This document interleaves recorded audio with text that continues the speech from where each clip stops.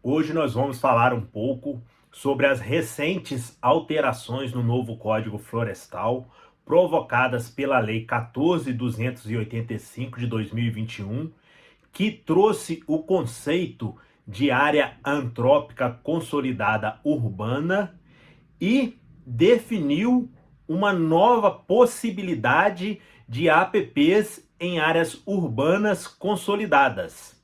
Essa norma definiu que os municípios poderão legislar sobre áreas de preservação permanente em áreas urbanas e também poderão legislar sobre solos não edificáveis, pois essa lei também alterou a Lei 6766 de 1979.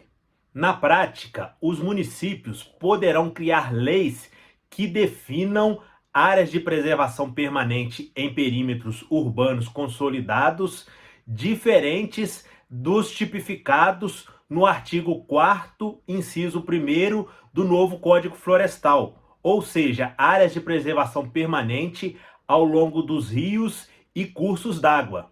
Os municípios poderão criar normas delimitando as faixas marginais com tamanhos inferiores aos previstos no novo Código Florestal para essas faixas marginais de cursos d'água.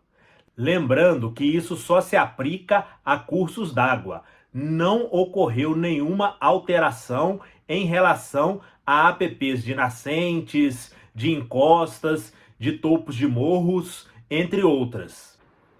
O artigo 3º do novo Código Florestal agora vigora com acréscimo do inciso 26, que trouxe o conceito de área antrópica consolidada urbana, que são aquelas incluídas em perímetros urbanos que possuam sistema viário, que estejam divididos os lotes em quadras e que possuam predominância de edificações residenciais destinadas ao comércio, à indústria, entre outras. Além disso, precisa atender pelo menos dois dos seguintes requisitos: possuir drenagens de águas pluviais, esgotamentos sanitários, sistemas de abastecimento de água potável, sistema de iluminação pública, limpeza urbana, coleta e manejo de resíduos sólidos. Além disso, o artigo 4º do novo Código Florestal agora vigora com o acréscimo do parágrafo 10º, que estabeleceu que os municípios podem legislar sobre áreas de preservação permanente ao longo dos cursos d'água em áreas urbanas consolidadas.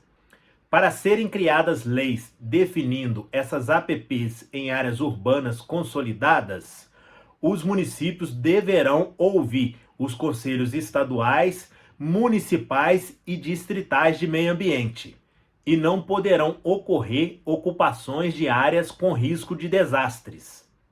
Também devem ser observadas diretrizes dos planos de recursos hídricos, de bacias e de saneamento básico. Ademais, nas normas municipais deverão constar que nas áreas de preservação permanente somente poderão ser desenvolvidas atividades eventuais e de baixo impacto ambiental, de utilidade pública e de interesse social. Essa parte da legislação ela ficou um pouco confusa, porque alguns estão interpretando que mesmo com a diminuição da área de preservação permanente no perímetro urbano, naquela área definida no novo Código Florestal, no inciso 1º do artigo 4º, somente poderiam ser desenvolvidas essas atividades.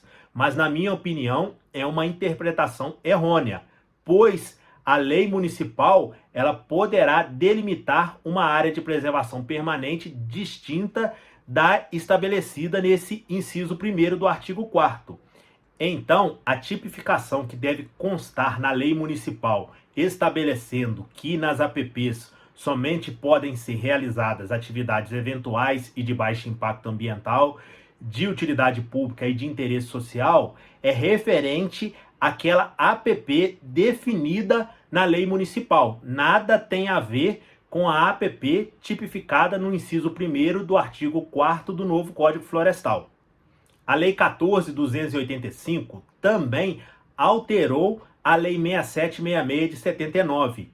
Com isso, poderão ser definidas áreas consideradas solos não edificáveis distintos dos previstos anteriormente na norma, ou seja, o município ele poderá delimitar a área às margens dos recursos hídricos que são consideradas solos não edificáveis. Anteriormente, era necessário resguardar 15 metros de solos não edificáveis ao longo de qualquer corpo d'água corrente ou dormente. Com essa alteração, os municípios poderão delimitar solos não edificáveis com tamanhos inferiores a esses 15 metros. Existem muitas dúvidas sobre o que é solo não edificável e o que é área de preservação permanente. Inclusive, muitos julgados erroneamente consideraram solos não edificáveis em áreas urbanas como sinônimos de APP, mas são coisas distintas. APP é aquela faixa marginal de no mínimo 30 metros a partir do leito regular dos recursos hídricos.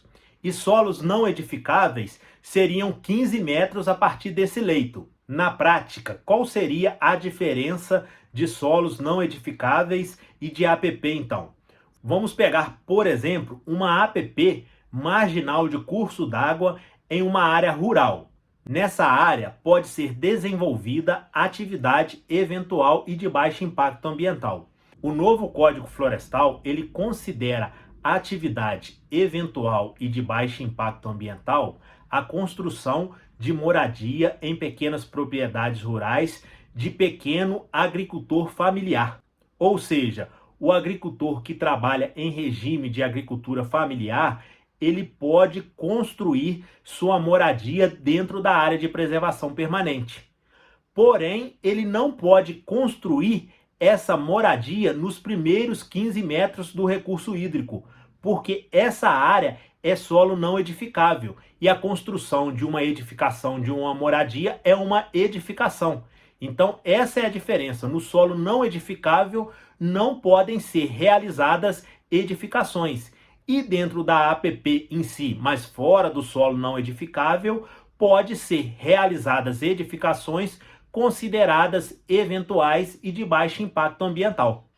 Com essas alterações no novo Código Florestal, certamente ocorrerá a legalização dos diversos imóveis que estão construídos às margens de recursos hídricos em diversas cidades. É comum existirem construções antigas às margens desses recursos hídricos, porém, nós temos que ficar atentos e cobrar responsabilidade dos municípios na hora de editar essas normas, para que elas não sejam liberais demais e permitam construções muito próximas aos recursos hídricos e, com isso, potencialize os riscos de enchentes, inundações, desabamentos, entre outros desastres naturais.